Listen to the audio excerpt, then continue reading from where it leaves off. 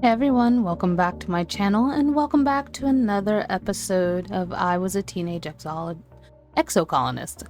I forget where we left off. It's been like a couple days since I recorded and my brain is foggy because I just woke up, but I got me a nice cup of hot tea with some honey and we're gonna head into this. A few disclaimers: if you do hear some screaming in the background, it is a super nice day out and there are children all around the neighborhood, and especially in my backyard, having a fun time in the pool and playing on the trampolines. But I have my window open because it's kind of warm and I don't have air conditioning still. So yeah, there's just that. If you do enjoy this episode, remember to like and subscribe and we'll just get right into this.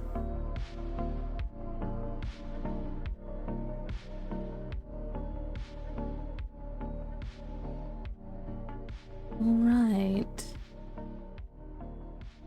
What do you have to say? You're looking for Cal in the garden when you nearly trip over someone else. One of the younger kids, and they're blindfolded? Hey! They exclaim, ripping the blindfold off their face and throwing it to the ground. I'm Cyrus?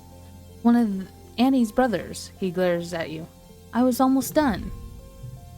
Cal jogs over and grabs Cyrus in a friendly headlock and ruffles his messy red hair. Dude, you were so close.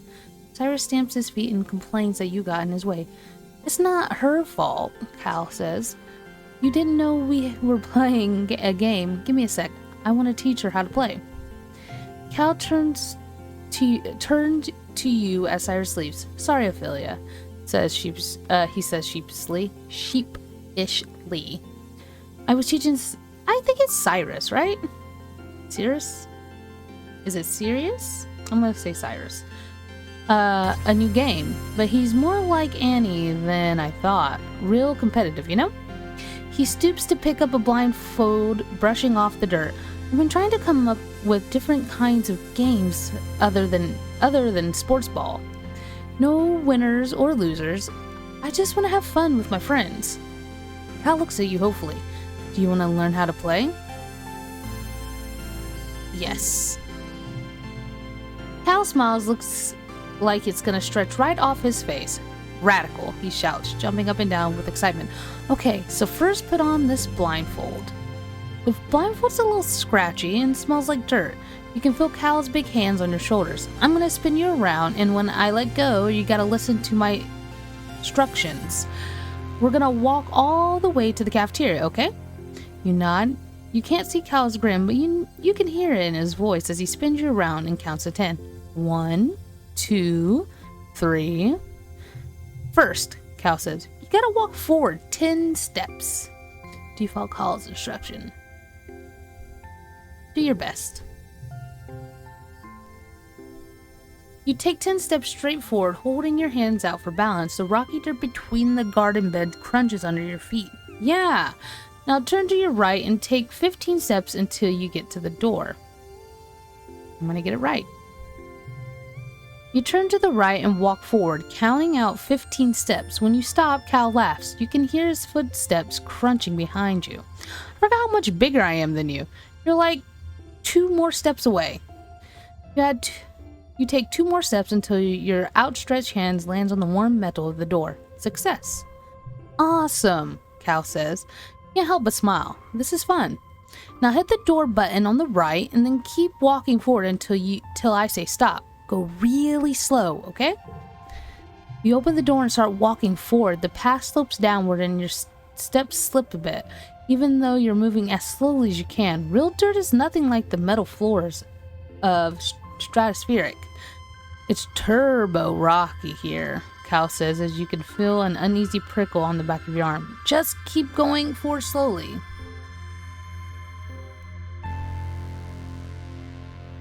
You trust him? You try to do as you're told, but after a few steps, your foot knocks against the sprawling root and you fall forward, catching yourself on your hands and knees. Ouch. You tear off the blindfold and suddenly rush of tears flood your eyes. Cal's beside you in an instant, kneeling on the rocks. Are you okay? He asks.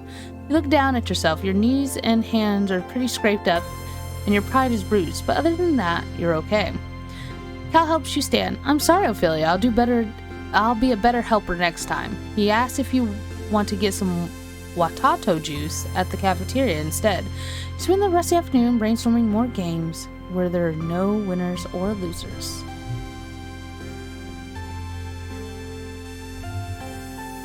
We do need a break soon. What are you doing? You don't see Dis at first, but you do hear rustling following a screech of metal on metal. After a few minutes, you spot Dis placing a large rock in front of the piece of corrugated metal leaning against the wall. He stops and looks at you. You didn't see anything. I dare you to eat a worm? To eat this worm. Oh yeah? Well, I double dare you to eat a worm. Can't turn down a double dare. You know, meek little hop-eye.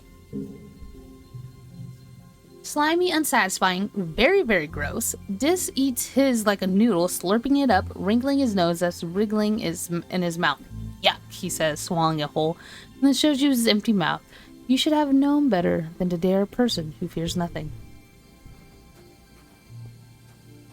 So we're gonna take a break and relax. You split your time between watching holovids, listening to music, and studying for class. Occasionally, someone asks you to run an errand for them. You go on long walks. Overall, you spend the month relaxing, do whenever you want. Whenever you want. You really needed this. So we're gonna get rid of that. We'll get mid-quiet.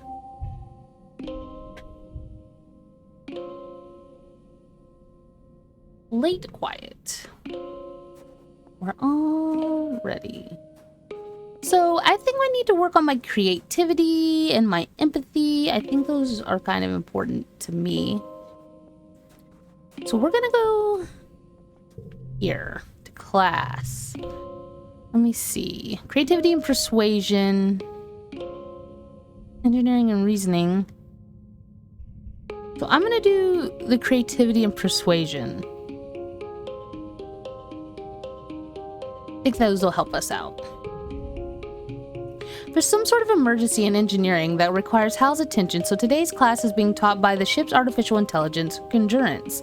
Good morning! Today we're going to talk about the formation of the Vertumna group and our decision to leave Earth. It's a very exciting topic, and we think you're finally ready to hear about it. Let's dig in. You know how it started. Economic and environmental instability, coupled with deeply entrenched hatreds, and had thrown the Earth into chaos. You know how it ended. In that chaos, your parents formed the Venturian group with a plan to leave Earth. 20 years later, they and their star-born children, you, slid through a wormhole and ended up here, a planet you called Vertumna. I can't say this word. Vertumna? My tongue, not designed for it. But there's so much you don't know. Grunt pulls up a hollow projection of an unassuming human with a firm maternal gaze. This is Platonic Ascendant Wang Botha Schmidt. She says, the spiritual leader of the Vertumna movement. They were what people called a speculative fiction writer. The Vertumna project proved that their writing, though speculative, was far from fiction. Wait, a sci-fi author? Yes! Their best-selling novel, Life Beyond the Einstein-Rosen Bridge, told a story of fictional utopia on the other side of the real-life anomaly of the edge of the solar system. Scientists had been investigating the wormhole for years, but it took a poet to imagine we could travel through it. Wang Botha Schmidt writing centered around the idea of humanity building a technological utopia on another world. Translated to 100 languages, this was a compelling idea to people at the time, so fans started connecting in verse space. Far from just a book club, these people bonded over mutual aid amid the increasing unrest in their own countries. They were committed to Wang Botha Schmidt's idea of a future where everyone is treated equally without prejudice. But they realized it couldn't be done online.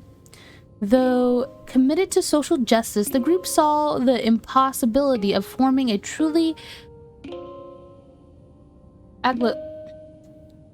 egalitarian society, while some reckoning with their own implicant biases and diverse contexts of their real lives. They realized this was the work of generations and the solution must look to the future, as Wang Botha Schmidt did. So they got together. An image of a squat concrete building with a rooftop garden replaces Wang Botha Schmidt. Around the edges of the classroom, the hollow projector gives the impression the tower walls topped with razor wire. The first Vertumna colony. 400 people volunteered to sacrifice their own cultural beliefs to walk through these doors, agreeing to come up with a new way of life that would be taught to their children.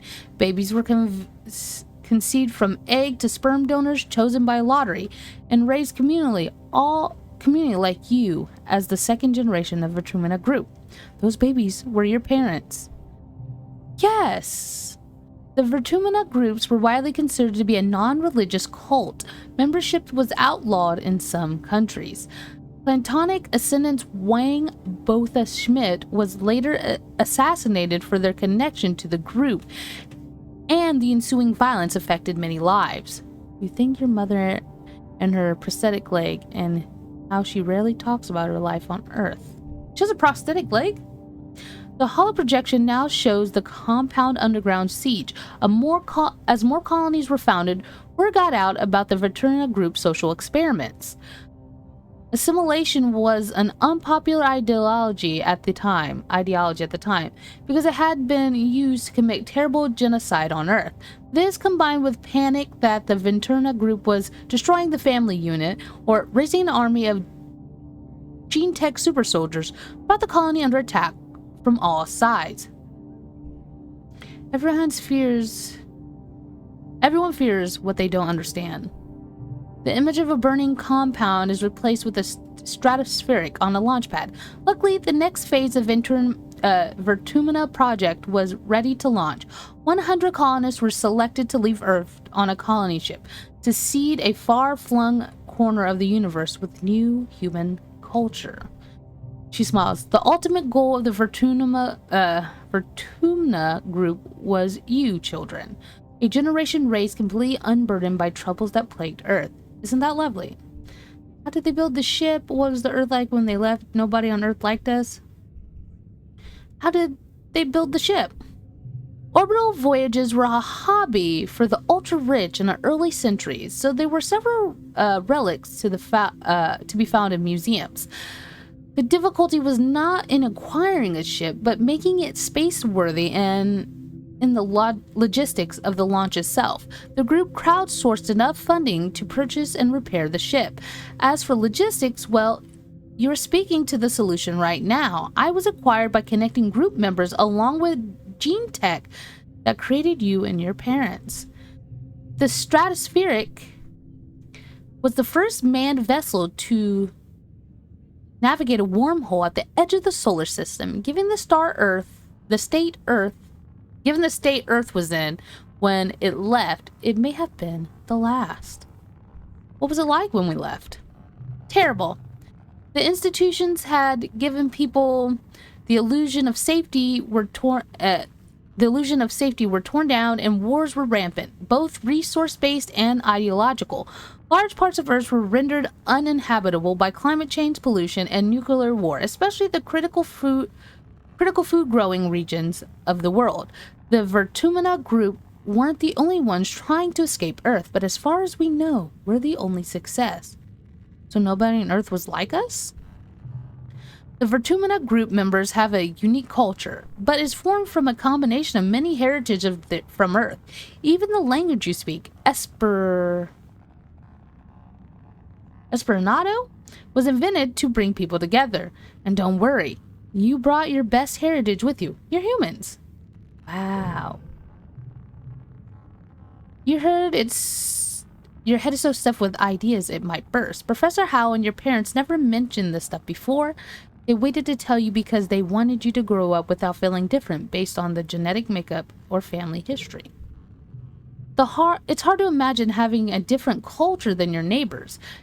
You wonder what it's like. Everyone celebrating different holidays, eating different foods, speaking different languages.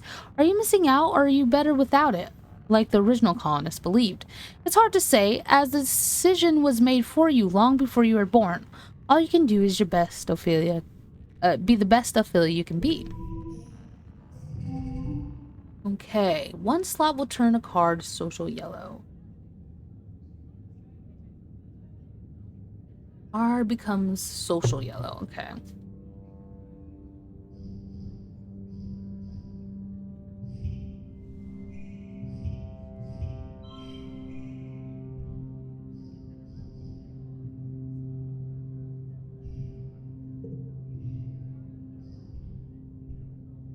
Wait, I think...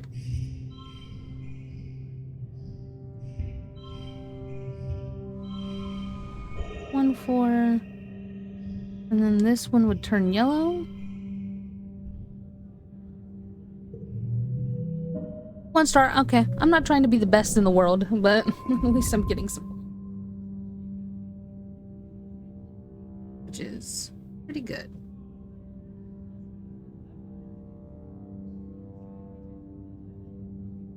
So creativity +3 +1. Persuasion. And 15 stress. Early pollen.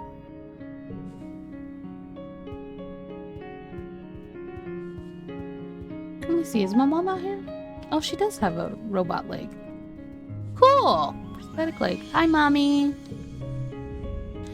You meet your dad adjusting a watering bot in your mom's flower garden. He's having a sneezy fit, his eyes running in red. You're alarmed. You've never seen him look sick before. People were hardly ever ill on the stratospheric, except sometimes when zero-G rooms made them queasy. Not to worry, my little beanstalk. I'll be fine. It's just this pollen making my head a little stuffy. He wipes his nose with a handkerchief and looks around. Everywhere you turn, the air is soupy and tingy with pink from the floating pollen. On Earth, we used to call this hay fever. Even though it had nothing to do with hay, the native flowers seemed to be full bloom at this time of year, and they smelled fantastic. Your dad smiles kindly and agrees that they sure are beautiful, then blows his nose loudly. Sniff the flowers tentatively. They do smell good, and they look harmless. Your dad's eyes look so sad, but maybe that's just the allergies. Hey, Ophelia, I know the last few weeks have been very hard for you. This might be a good time to relax and stick around the quarter wing.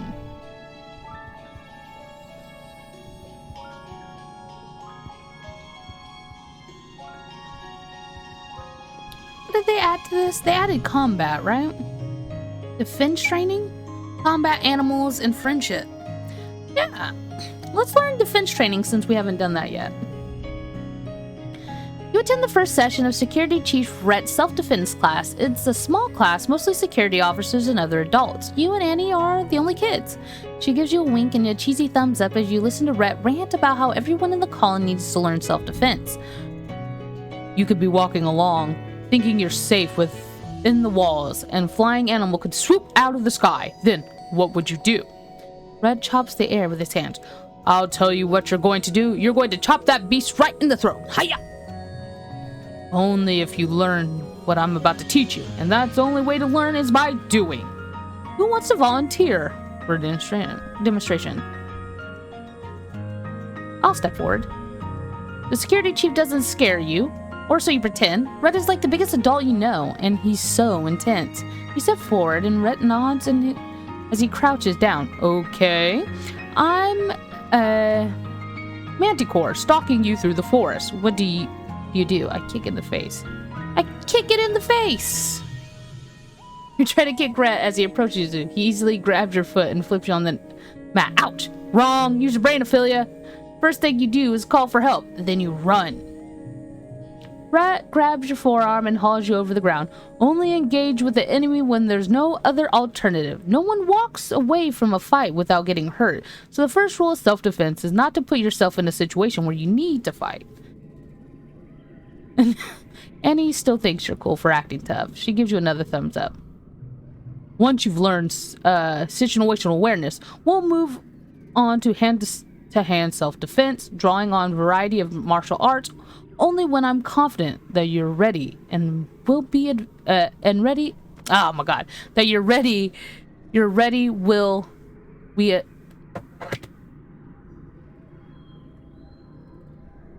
Only when I'm confident that you're ready will we advance to weapons. I think there's supposed to be a comma between ready and will, but I don't know. I'm not an English major. There aren't that many weapons in the colony, mostly stun gloves and batons with a few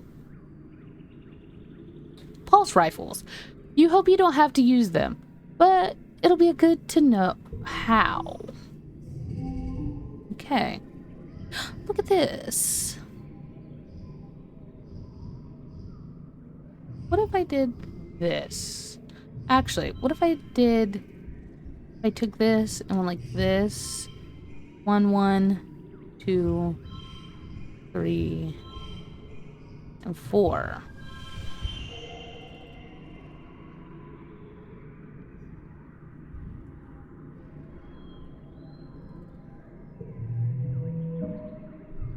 Ooh, I think I learned something there on what to do.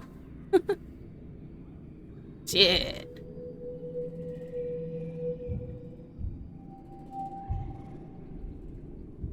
Ooh, this tea is delicious. I need to learn how to say her name. Really, I should look up how to say everybody's name. I don't know if there's a guide to how to say people's name.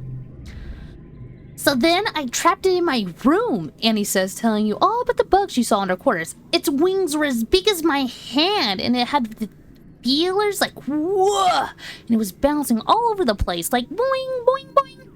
She gestures excitedly, swinging her arms over her head. The bugs were here so big, they're everywhere. I was gonna give it to Tang. She loves gross bug stuff, but she said I should just let it go because if it stung me, I might get a weird mutant power. I mean, other than the one I already have. And I wanted to see if it got more weird mutant powers, so I started jumping around off higher and higher things until I was jumping off the back of the ship, and I got so much trouble, but it wasn't even that high. She stops in her tracks. Hold on, she says, stooping to rub irritably at her knees for probably the 100th time in the past 5 minutes. Ugh, I'm gonna die. I busted my knees and it's so itchy when my scales grow in. You have scales, girl?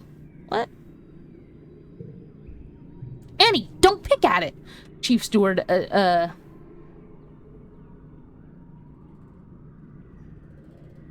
Antecedent voice rings out across the Grierson yard, pleasant but firm. Its instantly transports you back to being in the ship.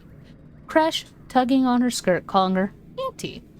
Annie jumps and stands up straight, her hands flying to her sides. But Mom, oh, she's so cute. It's so scratchy, itchy. Is she a mermaid? What's happening? I know, lovely, but the more you pick at it, the thicker your scales are going to grow in.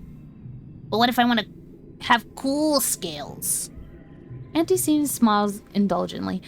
At the rate you're growing, I'm sure you'll be covered in them before you know it. No need to rush. Where are your scales, lady? Annie's skin is dotted with patches of protective blue-green scales that grow in whenever she gets cut or scraped. Oh, like on her face and then on her wrists. Okay. She rubs the patch on her jaw indignantly, and the one she got when she ran headfirst into the food synthesizer back on the ship. Antecedent opens her satchel and pulls out a bundle of cloth. The queue for the nanoprinter is over a week long, so I patched your pants with the scraps from the your brother's clothes. Please try not to put any more holes in them.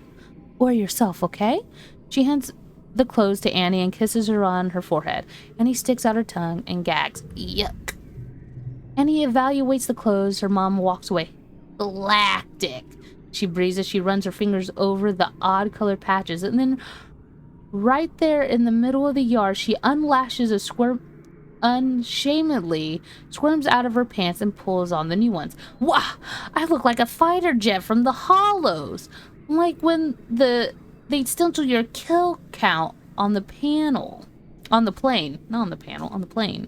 What are you talking about, girl? Oh, like a really cool scar. Yeah, you get it. My pants are scarred, just like me. Girl. Take it down a notch. Okay, so we have these kudos. Oh, there's another one of these eggs. Let me go in here.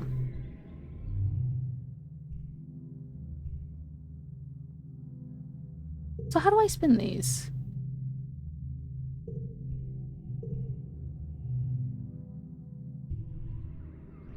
So how do I...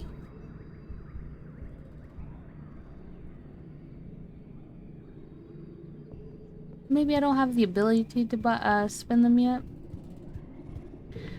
What do I do here? Shovel dirt, which gives me toughness and friendship with Cal. What do you have to say? Well, hey there, Ophelia. I'm afraid you better stick to sports ball for now, okay? It's a tough world outside the walls. I'm brave enough. Well, so you are. You're going up, aren't you? He nods and passes his shoulder, and you know he's thinking of Tammy. Listen, I can see that you're a tough cookie, and I'd love to have you on my surveyor team in the future, but you'll have to wait a few more years first. Come see me when you're older, okay, kiddo? I guess.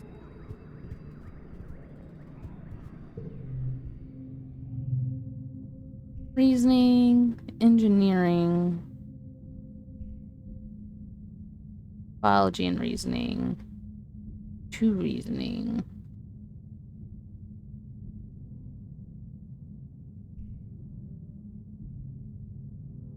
Okay.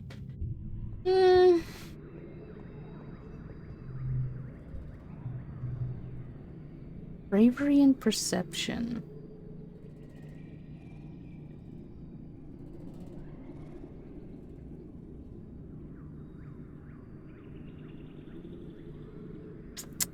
I don't know if we should sneak out. Okay, that is all high. I think we should actually work on some of this stuff. Right? Let's do study life science. Good afternoon, my forgoing biologist and up-and-coming chemist. This afternoon, we'll learn what I like to call wet science. Biology, chemistry, medicine, ecology, and geology. You'll learn a little bit about a bit of everything with the opportunity to further study in the future field.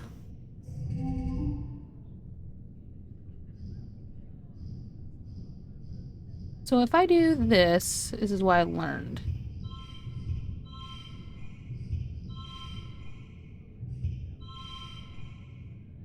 No? What if I do that? There we go.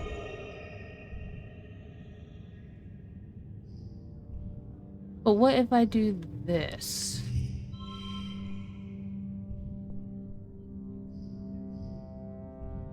Okay. Good enough for me.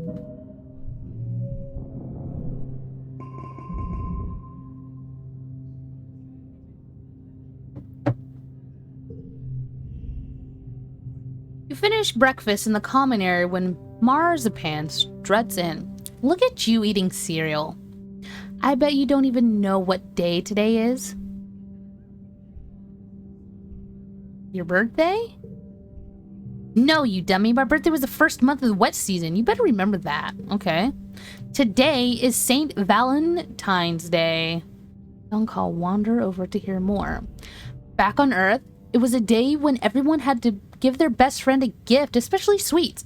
And then you put sweets under your pillow, and it makes you dream about who you're going to marry. And And there are decorations of hearts and arrows and pigs. Pigs? We don't even have pigs here. This is dumb, Marzipan. Just made it up to get free candy. He rolls his eyes. Look how cute little this is. He's so little. As he leaves, Mars shouts in the back, well, nobody was going to pick you anyway, you stink.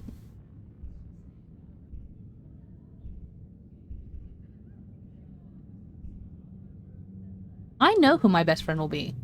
Oh, really? Could it be... I'm going to tell you the other kids about it. So I'm going to go around and find my best friend and give them a gift. Make sure you do it by the end of the day or it doesn't count. And if too many people want to be my best friend, I'll hold tryouts for a position. Only fair.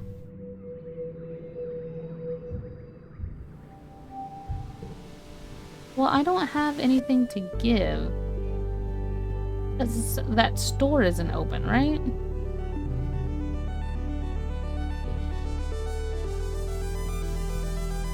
But I'm gonna give Dis something because he is my best friend. Find Dis watching the jungle. Wanna be best friends? You blurted out of nowhere. Dis shrugs. Not really, he replies without even looking at I guess you should go on then. Okay, watch him. Sit and watch the jungle with him for a while. You ask if he sneaks out there often. A few times, yeah. There's a way through behind the garrison building. It's really nice out there.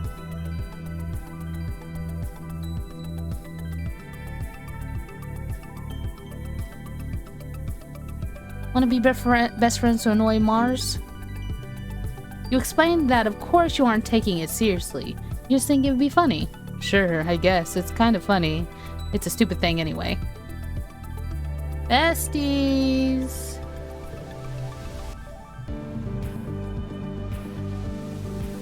Cal's kicking ball against the garden fence post, cheering when it's bounced back towards him. Ever since we landed here, I don't play a lot of sports ball. Annie and I used to play a lot, but honestly, I think it's like working in the garden more. I just like doing stuff that feels like it makes difference, you know? I don't want to just play all the time. I found something you might like. Have this egg. Is that an alien egg? Wow, I wonder what's inside. It's still warm. Maybe we can hatch it. Annie always talking about wanting to eat big old alien egg. If she's not fertilized, I'll give it to her. He likes the eggs. Okay, Cal. Let's... Yes. Huh, because you didn't pick her for... Mars is huffed. Because you didn't pick her for Valentine's Day? Seems nobody picked her. Oop. I can't believe you chose Dis over me. Whatever. I'm just too mature for kids my age. The little kids get me even if you don't. Okay. Maybe you weren't a jerk. It's so boring here. Okay, do I have to work here again to get it to open? I guess I'll work here. It's been a while, but it's time to attend a meeting of the Secret Fun Times Club. Marge starts the SFC years ago when you were little kids. Tangent and Tammy agreed to join at the time, but then you all got busy with other things and forgot about it, and then Tammy died. You don't just have to casually throw in that Tammy died.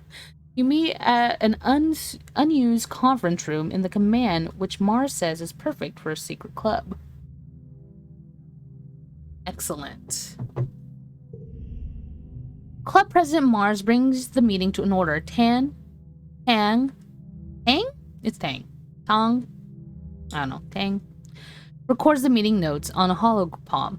As Vice President of Fun Ideas, it was your job to come up with something the club could do today. You choose to make friendship bracelets and brought all the supplies you'll need. Today, we're going to make friendship bracelets, and I have an even better idea. We're going to sell them to people for kudos. The three of you spend the afternoon braiding bracelets out of recycled bits and wire and bright plastic packaging straps. Your hearts aren't really in it, though. All three of you know that Tammy would have been much better at this than you. Making friendship bracelets was one of her favorite things. Always giving them to people around she didn't expect anything in return. Eventually, Mars who calls the meeting early, and she takes all your misshapen bracelets and looks at them dubiously. I don't know if people will want to trade their kudos for these, but I'll do my best. I'll put the kudos in the club treasury. Meeting adjourned. You ask Tangent if she thinks Mars is actually going to sell them. I think so, but the club doesn't even have a treasury. She'll probably just keep the kudos for herself. Doesn't seem to care.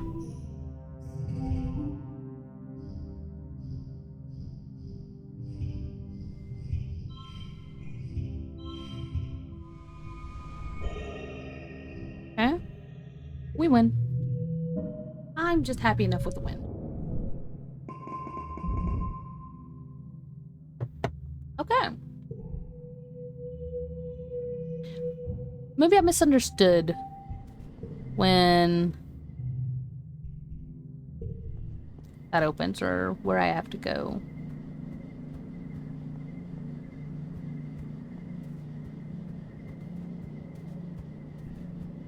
Let's spend the rest out here. We'll spend the rest of this episode finishing out our stress out here. Oh, there's something here. And here. That's crazy. The path here is engulfed by a dust tornado. It whirls and twirls, not showing any sign of moving away. Okay, perception test. 27.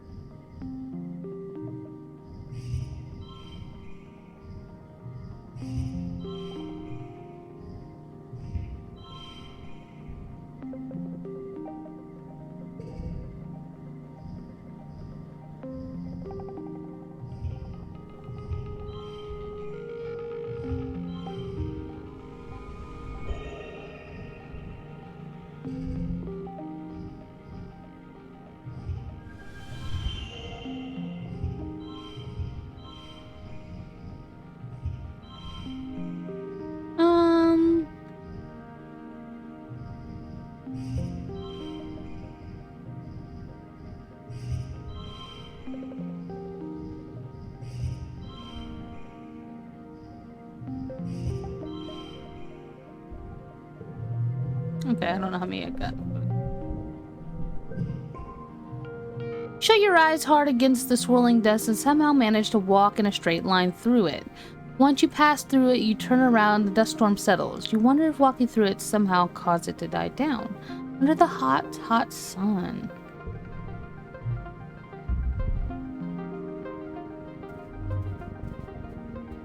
Looking for anything to collect? Who's this? You spot Surveyor Utopia on the path. It looks like she's setting up some kind of equipment. If she catches you sneak out, you'll be in trouble for sure. I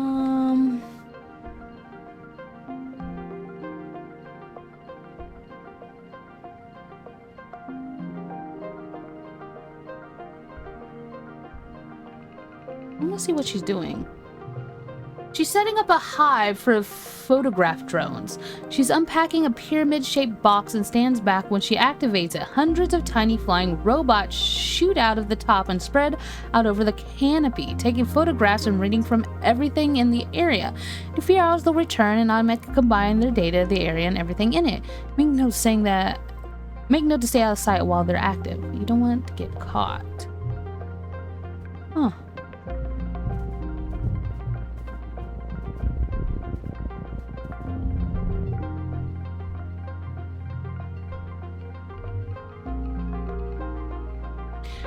There isn't a cloud in the sky, but yet it's starting to rain. You can't tell where it's coming from or whether it was even water. Given how the planet is full of surprises, probably some kind of animal migration or airborne tree sap. Who knows?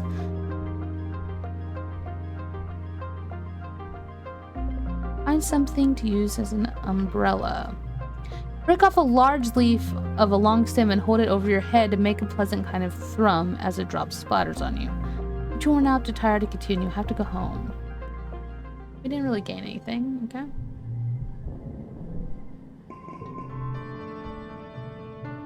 Time once more for Vertumna.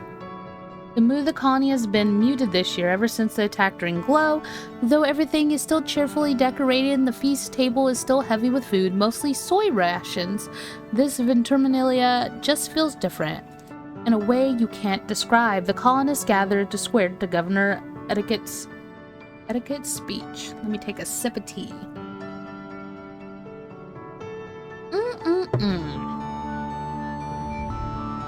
What a year Vertumna has given us. I stand before you so proud of everything the colony has accomplished in such a short time. I've always hoped that we would bring with us the best facets of humanity. Cooperation. Is it? Yeah, it's cooperation. Why did I say cooperation? Like I said it right the first time. Resilience and creativity. And then events of the year has given me no reason to doubt my convictions. These creatures were unexpected, but I urge everyone to consider what it means for life here. If Vertumna can sustain megafauna, then this means conditions are good for us as well. Our friends in geoponics are already working on logistics of domesticating the wildlife. Your dad, the second cultivator, stands and gives a sheepish wave of the crowd. There's stammering of applause. Mars elbows you. Hey, did you hear? My dad said Etiquette's gonna announce depots open to the public. Okay, that's what we were looking for. You know, shopping, somewhere you can spend all the kudos we've been saving up. There's gonna be candy and toys, makeups, nice smelling soap, not the boring kind of communal showers. You know the concept of shopping. They do it in the holovids from Earth, especially the ones Mars likes. But you've never actually done it. The colony provides everything you need. But it would be nice to buy yourself a treat. My dad gives me an allowance. Too bad your parents make you work for yours. You and Mars tune back in. Finally, the council remains unchanged from the last year. We are, as always, proud to serve you and the colony as your government. The music starts up, Governor Etiquette finishes. Thank you all for your hard work and your perseverance this year. Together, we build the future. The crowd disperses,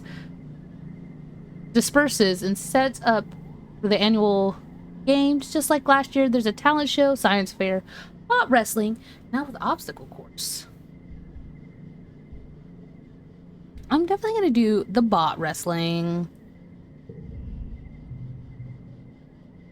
Annie and Cal join you for the bot wrestling biathlon, so-called because Com has added a hologram obstacle course this year. Competitors will each get a turn wrestle a hydraulic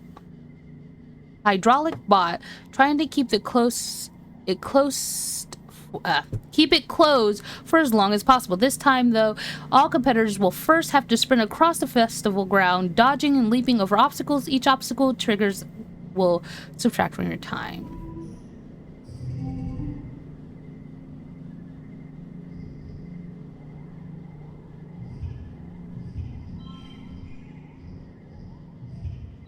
That's a 3.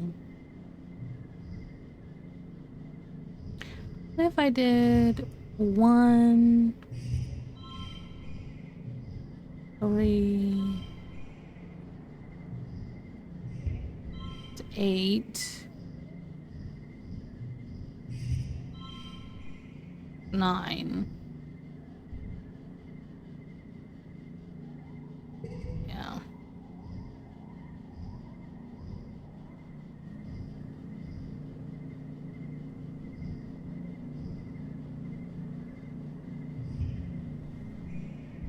Actually.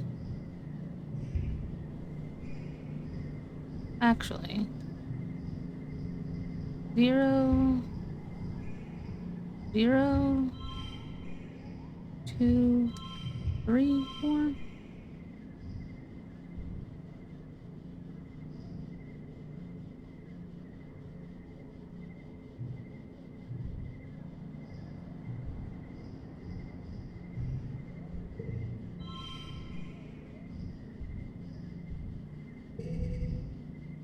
Oh damn, I can't ever win this shit. Comes red there.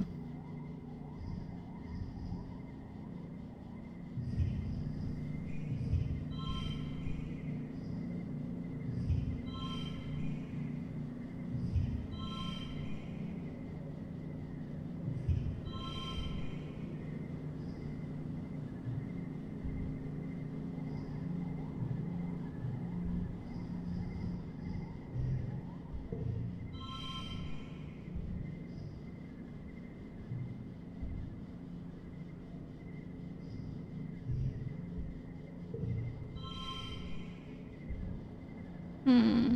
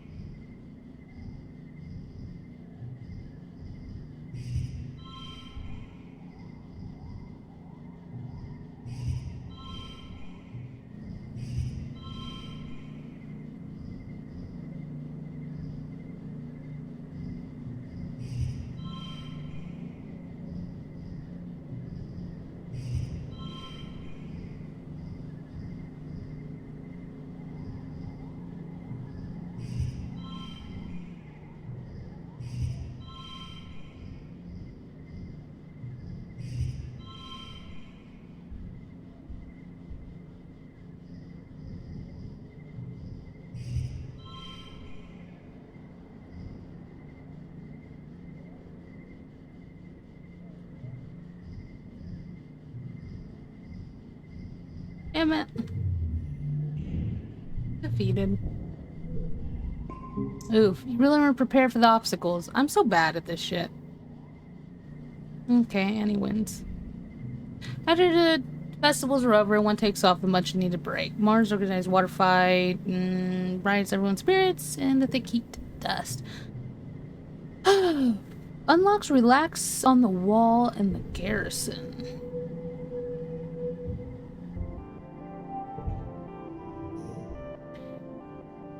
Highlight collectibles. So the collectibles glow now. Okay. Okay, I just want to see. Here, there's a new thing. Friendship with this. Sick.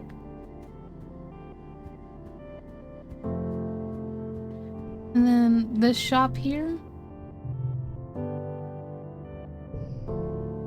A cake.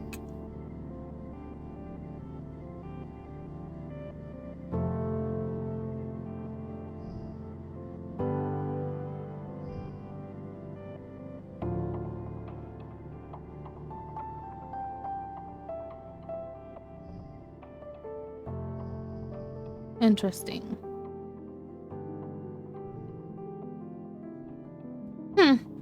Well, we didn't win again at the festival. Maybe one of these years we'll win. Maybe I'll get good at the game. Probably not. But we're gonna end this episode here. I hope that you guys enjoyed, and I will see you next time. You have a wonderful day.